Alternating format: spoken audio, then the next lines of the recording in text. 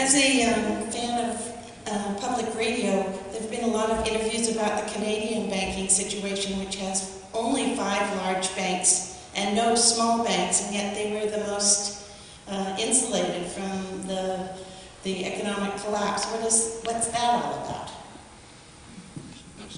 Okay, that's a. I think there's been a lot of misunderstanding of Canadian banking situation.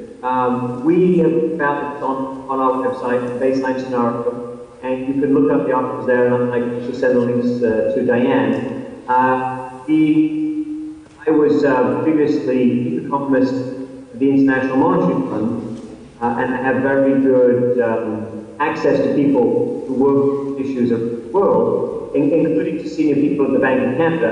And what I would emphasize is the Canadian situation is quite different from ours. Their regulators did not become anywhere near as captured as ours did over the past 10 to 20 years. They also, by the way, have a lot of guarantees in their systems, particularly around a system around mortgages. And it would be very dangerous for the nation to have a few large banks, the Canadian type of guarantees, and our regulators. Sure, if just two become more like Canadians, perhaps that will be appealing to some people. But I've been to Canada and I've traveled around the United States. These are very different places, very different people, and Washington is quite different from Ottawa in terms of politics. So anyone who says that Canada offers a model for us or a way to solve our problems, I think, is not sufficiently up to date on the Canadian details and on the American details. And we're happy to point this out in public repeatedly, if necessary. Thank you.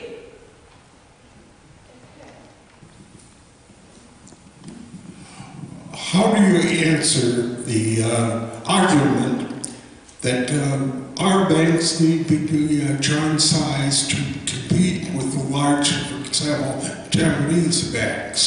I'm sure there are good arguments against this, but I've encountered that fear of our banks are too small, they can't compete with the Japanese or the Chinese.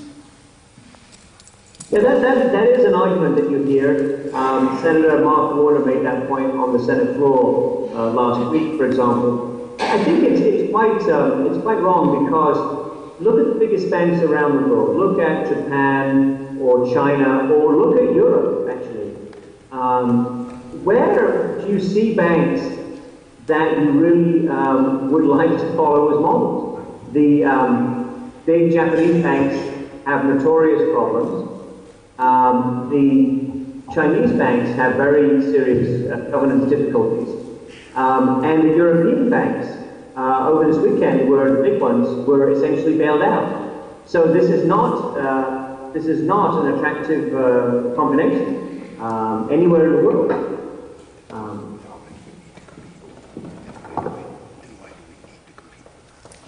Okay, anybody else? Yes. Okay. And then you're next. Well, she's next, and then you. Okay. I'm curious what your thoughts are on the Vitter Amendment that was failed today in the Senate. My understanding of it was that it was to kind of put a little meat back on the bones of that watered down Audit the Fed bill that passed 96-0. Can you hear? No, I think the question though is about the amendments to audit the Fed, and the question is the Sessions Amendment obviously was a weakened version, and the question is about attempts to strengthen it. Right? Yes, it was the Vitter Amendment that was voted on today in the Senate that failed. So, well, look, this is a further indication of where we are. With regard to reforming the system, there clearly is pressure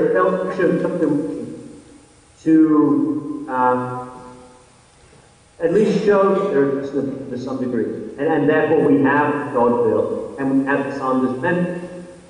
But there is also a consensus, or a majority, both Democrats and Republicans don't want to take it too far. The White House also doesn't want to push reform too far. The White House, for example, was fighting against the full audit of the Federal Reserve. So, but this is a further reflection of the realities that I'm talking about. But it's really not just about these votes, it's about losing votes, it's about shifting the consensus, it's about people taking these issues seriously, thinking about it, discussing it with other people, and pressure around the country, particularly through senators, but also through congressional representatives. Senators are obviously particularly important because they get to speak on various confirmations. But congressmen can call for congressional investigations, they can call for GAO audits and so on and so forth. So I think it's about building the pressure. And what happened today with the Audit Fed Amendments and what happened last week with Brown Kaufman is an indication that there is a lot of work still to do. Thank you. Okay, you're next. You moved the button over. Can you hear me? Well, it sounds like that Washington's owned by the banks. But what I wanted to ask you is the title of the talk was Financial Collapse 2.0. What does the 2.0 stand for? Thank you. That was my plan. We've had many collapses, one on top of the other. Okay. We're in the advanced version of collapse. Anyway, does that answer that? Well, I can speak. Let me speak to that also, Diane. I like the topic.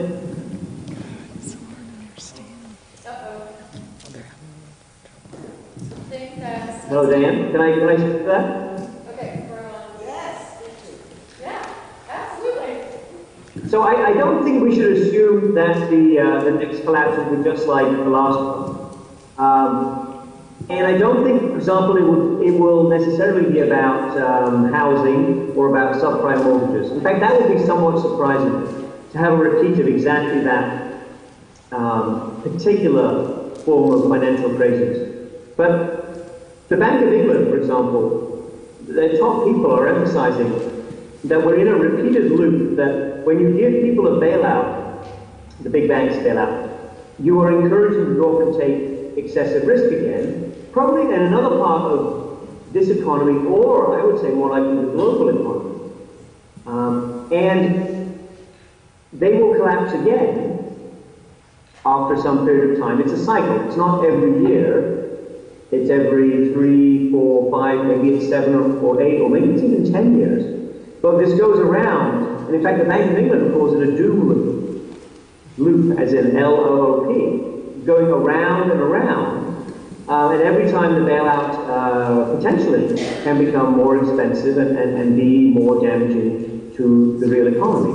So this is a very dangerous situation. And I think Diane, I don't know if it's 2.0 or 3.0 or 4.0, Diane, but the idea that we do it again and we do it again in a different, maybe more scary way is exactly right. And that is what the most serious thinkers on financial stability in the world agree on, actually.